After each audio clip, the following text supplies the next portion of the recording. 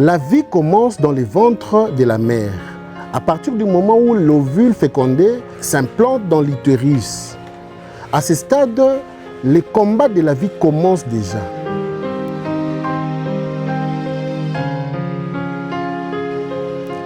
Le fœtus doit faire face à un environnement hostile pour sa survie. Il doit s'adapter aux changements des températures, aux pressions, aux nutriments disponibles. Il doit également se protéger des infections et des autres dangers. Le fœtus doit également lutter pour se développer. Il doit former ses organes, ses muscles et ses os. Il doit aussi apprendre à respirer, à digérer, à réguler sa température. C'est un combat difficile pour le fœtus, mais il est nécessaire. C'est le combat de la vie.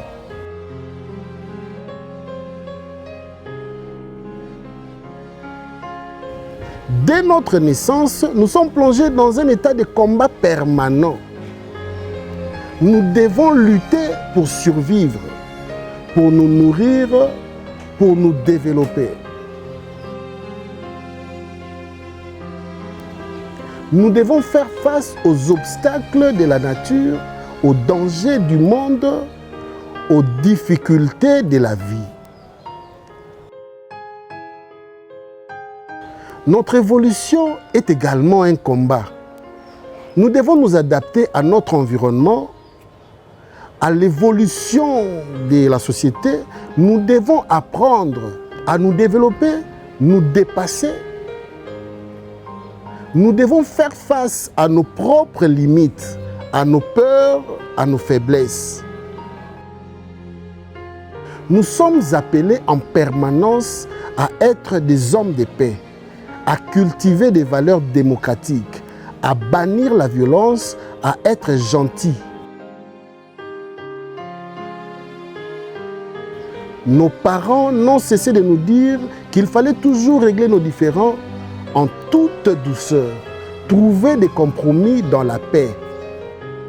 Mais le seul souci est qu'au lieu de nous préparer à ce que nous sommes les plus confrontés, nous nous entraînons à la paix.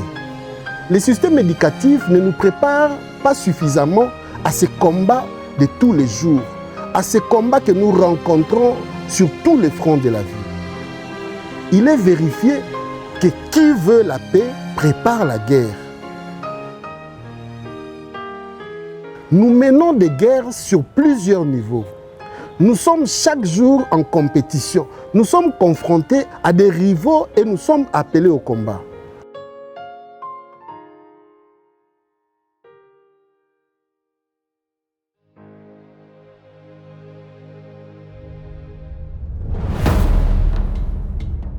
Bonjour à tous, je suis le général Josué Trésor, chercheur et coach de vie. En qualité de self-made man, je m'adresse à tous ceux qui se sentent perdus ou qui désirent s'orienter dans leur vie. Nous aurons beaucoup de choses à partager ensemble. Surtout, n'oubliez pas, je vous prie, d'aimer cette vidéo, de vous abonner à ma chaîne et d'activer la cloche de notification. Nous distinguons trois formes de combat. Le combat de la vie peut être physique, moral ou spirituel. Les combats physiques et les combats contre les obstacles du monde matériel, il peut s'agir de lutter contre la maladie, la pauvreté, la faim, la guerre. Le combat moral est ce combat contre nos propres faiblesses, nos peurs, nos désirs. Il peut s'agir de lutter contre la colère, la haine, la jalousie, l'orgueil. Et enfin, le combat spirituel. C'est le combat contre le mal, contre les forces du mal qui nous assaillent. Il peut s'agir de lutter contre la tentation, la corruption, l'injustice. La Bible va encore plus loin en parlant du combat spirituel. Elle éclaircit bien ces combats auxquels l'homme est confronté et propose même des armures avec lesquelles il faut combattre. Le combat de la vie est difficile, mais il est nécessaire. C'est un combat pour la vie, pour la liberté, pour le bonheur. C'est un combat qui nous rend plus forts, plus courageux et plus accomplis. Pour survivre, réussir ou faire la différence, il est donc essentiel de savoir se tenir en posture de guerre. Nos officiers supérieurs, nos généraux, fréquentent des écoles de guerre afin d'acquérir de nombreuses compétences pour mener une guerre et la remporter. Il est essentiel que l'on fasse de même pour notre vie.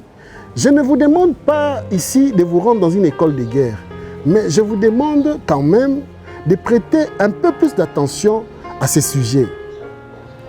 J'ai préparé pour nous une série de vidéos exposant l'expérience de plusieurs auteurs qui ont écrit sur les stratégies de la guerre. Et j'en profite en même temps pour vous recommander chaudement de lire un livre qui m'a beaucoup inspiré pour cette série. Les 33 lois de la guerre avec Robert Greene.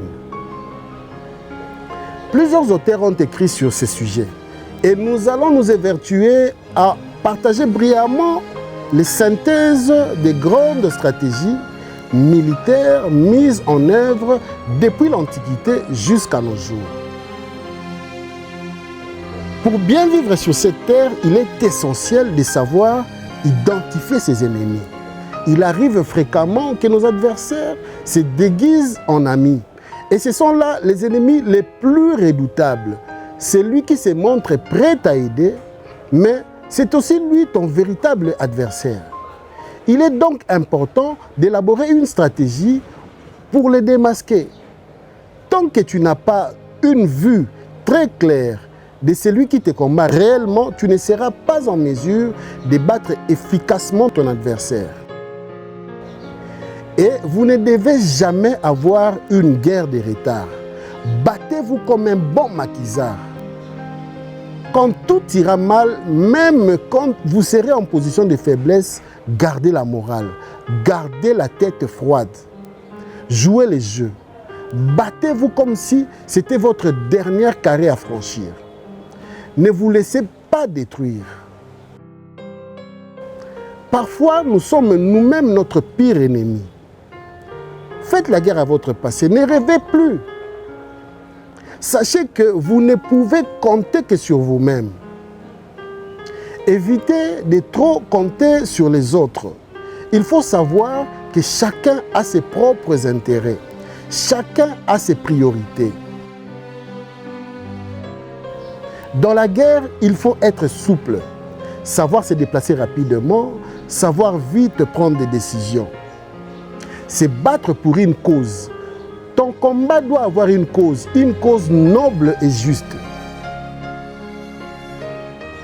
Le célèbre chanteur congolais Koffi Olomide a révélé dans une de ses chansons un précepte que lui a donné sa maman, disant que pour vaincre certains combats, il vaut mieux ne pas combattre. Oui, maman Ami avait raison. Même Jésus, tout fils de Dieu, tout puissant qu'il était, pendant son enfance, Joseph et Marie lui ont évité d'être décapités par le roi Hérode, qui, ayant appris sa naissance, avait ordonné de tuer tous les nouveau-nés. Vous devez choisir vos batailles, sachant que nous sommes des humains et que nous avons des limites. Vous avez la possibilité de négocier certaines autres batailles.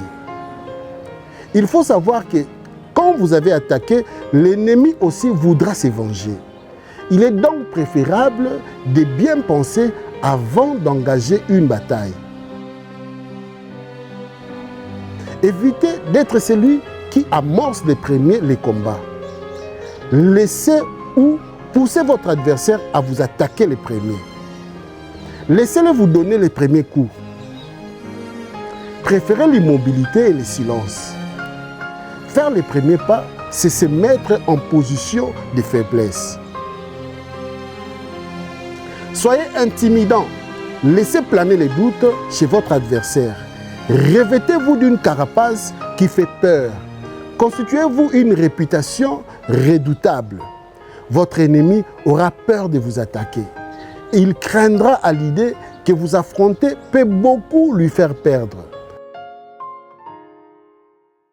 Replier devant un ennemi très fort n'est pas une faiblesse. C'est un signe de force. Parfois, en s'arrêtant, vous pouvez gagner du temps pour récupérer, du temps pour vous ressourcer, réfléchir. Vous pouvez perdre des batailles, mais gagner la guerre. Vous pouvez perdre une bataille, 2 batailles, mais gardez en tête que vous avez une cause pour laquelle vous vous battez. Battez-vous pour gagner la guerre, pour cette cause que vous vous êtes fixée. Il est important de bien connaître votre adversaire. Ne négligez pas cet aspect. Prenez des informations sur votre ennemi. Si vous comprenez comment il fonctionne, vous avez la clé pour le contrôler, les tromper. Devenez un bon agent de renseignement. C'est comme ça que vous verrez que nos armées ont toujours des services de renseignement. Pour ce premier numéro d'introduction, nous allons nous arrêter là. Je pense vous retrouver très prochainement pour notre deuxième numéro. Surtout, n'oubliez pas de vous abonner à notre chaîne pour ne rien rater. Et laissez-nous vos impressions si cette vidéo vous a plu. Merci.